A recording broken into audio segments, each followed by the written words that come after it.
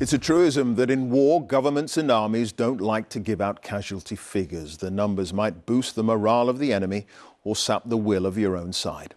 It's partly why, after 18 months of bitter fighting in Ukraine, it's unclear how many troops have died on either side, probably many tens of thousands. What we do know, according to US estimates, is that there has been a dramatic rise in the number of dead since Ukraine's counteroffensive began a couple of months ago. Hundreds of new graves are being dug every single day. Quentin Somerville and camera journalist Darren Conway have visited the front line in the east of the country where sunflower fields give way to graveyards. A warning, their report contains some distressing images.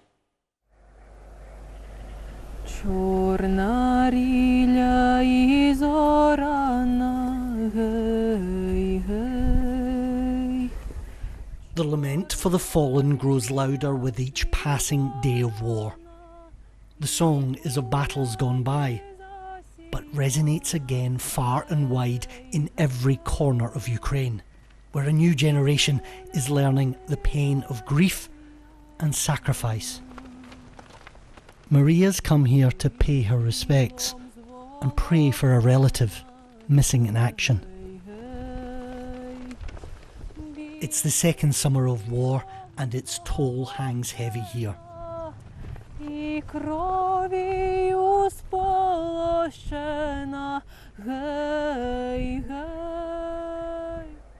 Everyone has lost someone.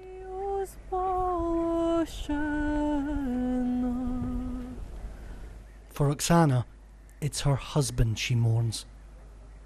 For 5 years they were together, and the grief is still raw. Pavlo was a fitness champion who volunteered to fight. A Russian airstrike destroyed his convoy last November. Honestly, it's still very hard to accept that he has gone. It's only when I'm here that it sinks in. I feel he's still somewhere. That he's still alive and on a mission, doing his job.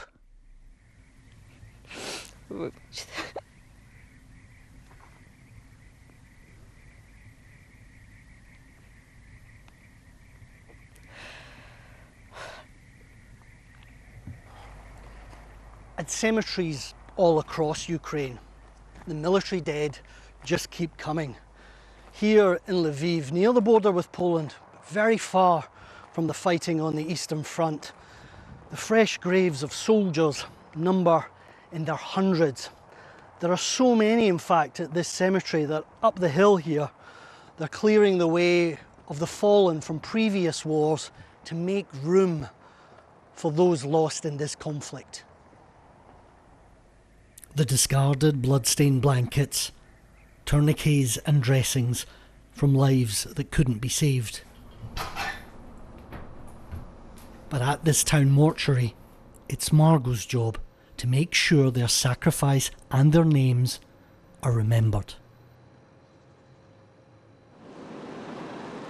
Before the war, it was mostly the old who crossed this threshold. Now it's the corpses of Ukraine's young men and women who pass through daily. Their numbers have doubled since the counter-offensive began in June. They leave in single file, a trail of grief without end. Ukraine doesn't release official figures of those killed in action, but it's in the tens of thousands. This is a routine that they repeat here every single day. Many are unrecognisable, so they search for phones, wallets, clues to identify the dead. Each loss is personal, but one arrival was especially so for Margot. The worst day was when they brought my husband here. He died while defending his motherland. It was the hardest day of my life. That moment made me realize that I have to be here. But that was the hardest day ever.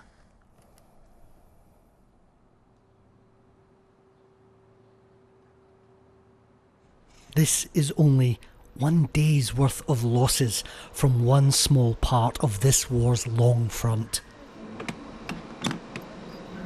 But still, there is no slackening in the will to battle on. In marriage, Oksana made a pact with her husband she would join up if he was killed in action. She's still getting used to army life and the dangers that come with it. This road is regularly shelled.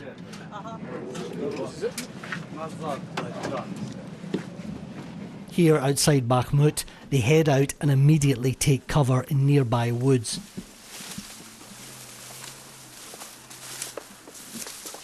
This position is in range of Russian guns.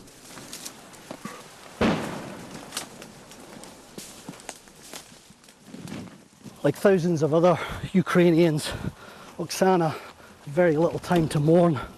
Instead, she chose to fight. And what we hear from a lot of soldiers on the front line is that the time to grieve will come when the war is over.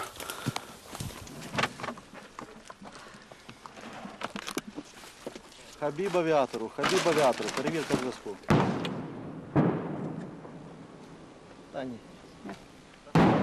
She's now part of an aerial reconnaissance team hunting for a Russian anti-tank unit. They have to work fast. The risk is real out here in the open. It won't take long for Russian artillery to find them. Why, after your husband's death, didn't you just stay at home? You decided instead to come here to the front line? I didn't have the strength to stay at home anymore. I really wanted to continue his work so that his life would not be in vain. He was working towards his goal, to end the war. He wanted peace so that people could continue to live happily in our country. But the hope of peace, and victory too, is still a far-off dream for Oksana.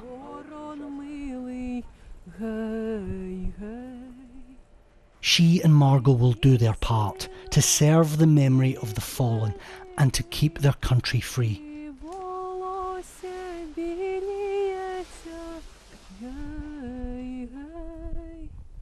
Ukraine's soil bears witness to how much it has already given and to the sacrifice still to come.